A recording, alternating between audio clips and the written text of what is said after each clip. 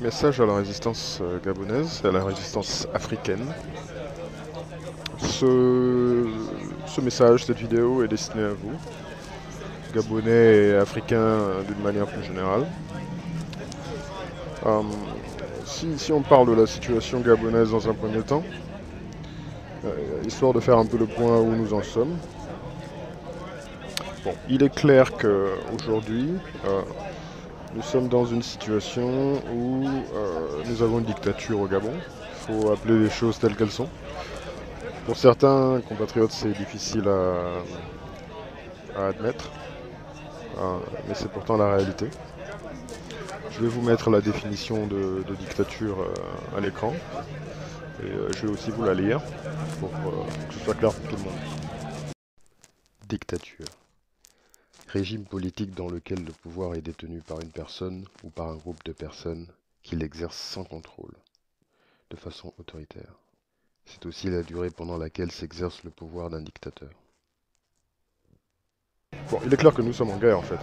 Quand je dis nous, la résistance gabonaise et les Gabonais qui sont contre le régime et le pouvoir en place. Dans une situation de guerre, bien entendu, il ne s'agit pas de guerre armée, mais de guerre idéologique, guerre de principe, qui vise à répondre un peu au désordre actuel qu'il y a au Gabon depuis des décennies et des décennies. Bon, il est clair que dans une guerre, il y a des victimes, il y a des déserteurs, il y a des espions, il y a des traîtres, etc. Il faut pas s'étonner de tout ça en fait, ça fait partie du package. Ça fait partie du package. Je remarque que dans la résistance gabonaise, il y a beaucoup de gens qui sont indignés, qui sont désespérés, qui sont en colère. Il y a un peu de tous les sentiments en fait. Ça, c'est un peu comme les montagnes russes. Ça monte, ça descend. L'humeur est haute, l'humeur est basse, la marée est haute, la marée est basse. Je pense que ce qui est important de garder à l'esprit, c'est que c'est tout à fait normal. C'est tout à fait normal d'être dans cet état d'esprit un peu changeant, un peu schizophrène, où on ne sait plus où donner de la tête, tellement les événements sont fous. Donc le message que je voudrais passer aux résistants gabonais, aux résistants africains d'une manière générale, c'est ça fait partie du lot, ça fait partie du package. Il faut pas s'en étonner, et il faut aller au-delà, car bien sûr l'enjeu est beaucoup plus grand que notre propre personne, manifestement. Et je pense qu'il y a beaucoup de résistants qui seront d'accord avec ce premier constat. Je tiens à m'excuser pour le bruit autour de moi. Je suis dans un espace public, il y a du monde autour de moi, mais j'espère que vous m'entendez quand même assez bien. Donc le premier point sur lequel je voulais insister, c'est ça, nous sommes en guerre. La guerre est faite de haut et de bas, la guerre est faite de victimes, la guerre est faite de combattants, la guerre est faite de traîtres, de déserteurs, d'espions, ça va dans tous les sens. Donc c'est un constat, ce sont des faits, il faut prendre acte. Il faut prendre acte et ne pas s'étonner quand on a des éléments de la résistance qui passent dans le camp adverse. Ça fait partie du lot. Ok. Ça c'est le premier point que je voulais appuyer ici. Alors le deuxième point que je voulais développer ici concerne la lutte. Pourquoi lutter? Pourquoi est-ce qu'il faut lutter? Pourquoi est-ce que les résistants luttent? Pourquoi est-ce que certains Gabonais luttent? Je pense qu'il y a plusieurs raisons. On peut citer pêle-mêle la liberté. On lutte parce qu'on veut accéder à la liberté. Et chacun sait que la liberté est un élément qui est très cher en fait. La liberté c'est pas gratuit. C'est quelque chose qui est très difficile à avoir et il faut être prêt à payer très cher pour y accéder. La deuxième chose c'est patriotisme. On peut lutter par patriotisme.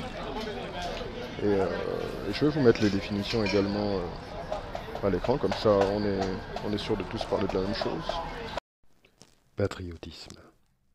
Attachement sentimental à sa patrie, se manifestant par la volonté de la défendre, de la promouvoir.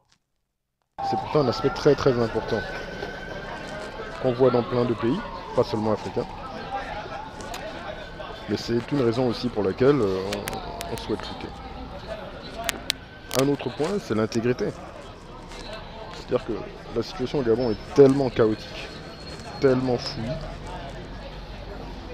qu'il est évident que quand on regarde tout ça, on se dit, bon, si on a un peu d'intégrité, on doit être interpellé par ce qui se passe et on doit être tourné vers l'action finalement.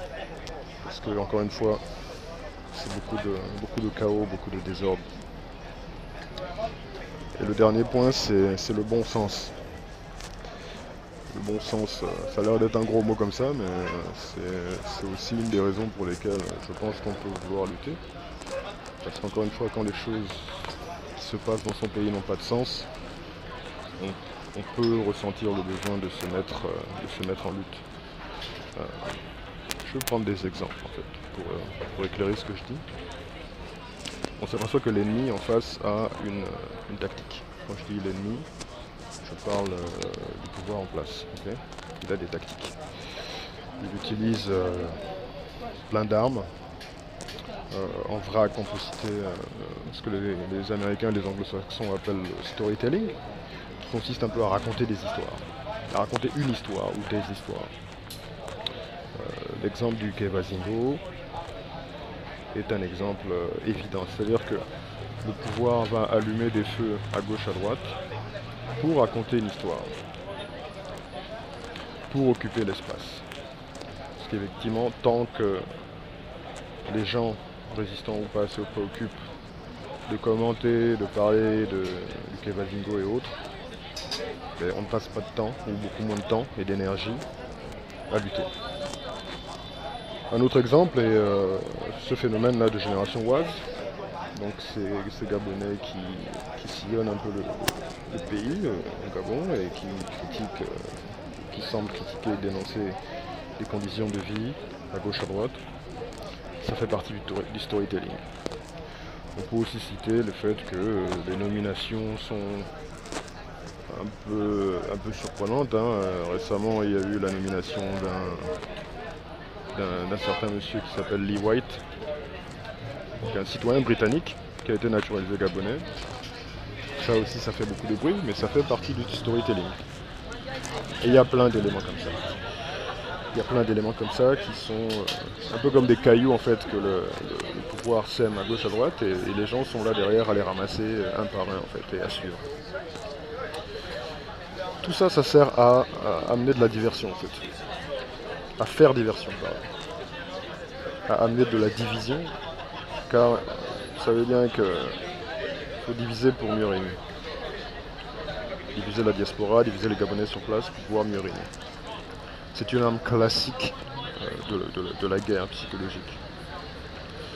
Il y a aussi la répression, parce qu'il ne faut pas oublier que des personnes sont emprisonnées, des personnes disparaissent, des personnes sont assassinées, des personnes sont emprisonnées. Okay. Les étudiants sont réprimés, des retraités sont réprimés, des Gabonais, résistants ou pas, sont aussi brimés, réprimés, humiliés parfois. Tout ça fait partie des armes utilisées par le pouvoir en place. Il y a aussi ce qu'on appelle, grosso modo, la manipulation. La manipulation, c'est une arme très très puissante qui est nécessaire en cas de guerre et c'est ce que le pouvoir en place utilise aussi.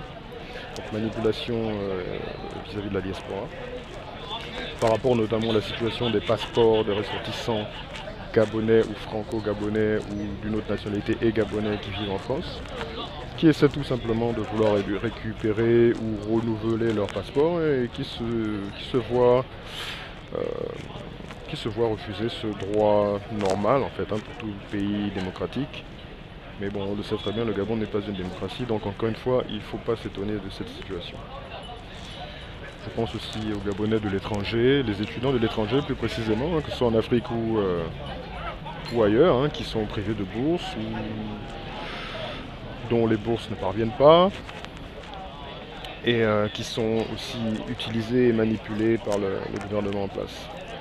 Donc toutes ces attitudes-là qui consistent à raconter des histoires, donc faire du storytelling, faire de la diversion, amener de la division, réprimer, manipuler et intimider les Gabonais sont les armes qui sont utilisées par le pouvoir en place. Okay. Il faut avoir conscience de ça.